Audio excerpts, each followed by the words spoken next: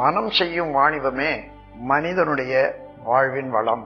மனம் எவ்வாறு இருக்கிறதோ அந்த அளவுதான் மனிதனுடைய தன்மை அமையும். மனிதனுடைய தன்மை எவ்வாறு அமைகிறதோ அதுவேதான் அவனுடைய வாழ்வின் வளமாக அமையும். எனவே மனதை வளப்படுத்திக் கொண்டால் வாழ்வு வளமாகும். தனி மனிதனுடைய வாழ்வு வளம் பெற்றால் அவனுடைய உடல் நலம், குடும்பம், இன்னும் சுற்றத்தார், மற்றவர்களுக்கெல்லாம் செய்ய வேண்டிய கடமை நன்கு உணர்ந்து செய்வான். அதோடு உலகுக்கும் அது நன்மையாக அமையும். அதனால மனவளக்கலை என்பது மனிதனை முழுமையான மனிதனாக்கும் கலை. மனிதனிட எல்லா தத்துவங்களும் எல்லா அமைப்பும் ஒருங்கிணைந்து உள்ளன என்றாலும் செதறி போயிருக்கிறது. அவையெல்லாம் ஒருநிலைப்படுத்தி மனதின் மாண்பு அறிந்து மனதை நல்ல முறையில பயன் தரத்தக்க முறையில ஆளக்கூடிய திறமை அளிக்க வல்ல பயிற்சி தான் மனவளக்கலை. இப்போ மனதினாலதான் எல்லா காரியங்களையும் செய்யறோம். ஆனா மனம் என்பது என்ன என்றதும்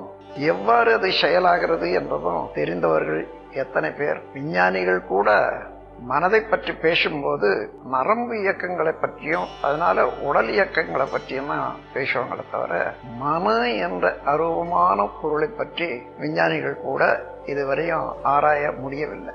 ஆனா வாழ்க்கையில எல்லாருமே மனதை வைத்துக் கொண்டுதான் மனத்தால தான் வாழ வேண்டியது. மனம் இல்லாத மனிதனே இல்லை.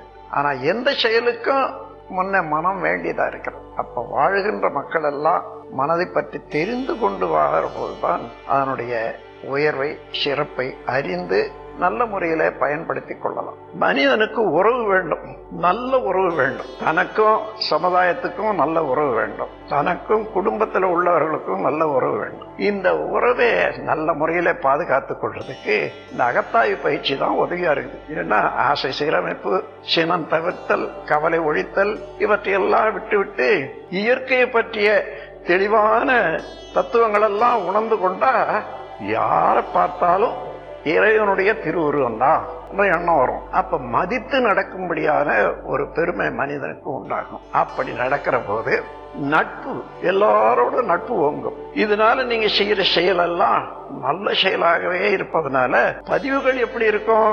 உயர்ந்த பதிவா இருக்கும். தெய்வீகமான பதிவுகள் தான் இருக்கும். நலமே விளைவிக்கக்கூடிய செயல் பதிவு தான் உண்டாகும்.